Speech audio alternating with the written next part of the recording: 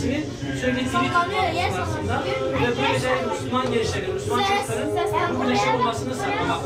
Değerli hocalarım, şu alan gerçekte şu an Kudüs'te 144 dönüm alan üzerinde inşaat edilmiş olan bir mekan, bir yapı ve aslında bu alanın hepsini biz Mescid-i Aksa diyoruz. Normalde Mescid-i Aksa yapıt olarak yok. Yani bu alanın hepsini biliyoruz. Ancak bu en eski mescid. Resulullah sallallahu aleyhi ve sellem'in ilk kıble mescidi burası. Ve Peygamber sallallahu aleyhi ve sellem buraya dönerek namazlarını kılıyordu. Şu meydanda rivayetlere göre 124 bin kahraman peygamberin, tevhid önderi peygamberlerin peygamberimizin arkasında Miraç gecesinde namaz kıldıkları meydan olduğu rivayet ediliyor bu meydan.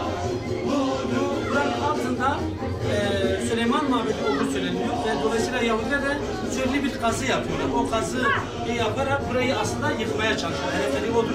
İnşallah Teala başaramayacaklar Allah'ın izniyle. Mardin'de Minya Kudüs platformu Kudüs'ü coşkuyla karşılandı. Halkın teveccühü gerçekten fazlaydı. Mardin halkına teşekkür ediyoruz. Yüce Allah bizleri Kudüs'e hizmetkar kılsın.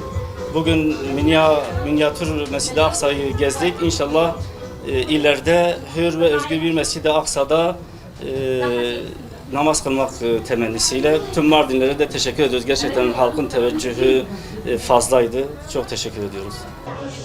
Çok güzel. Aferin.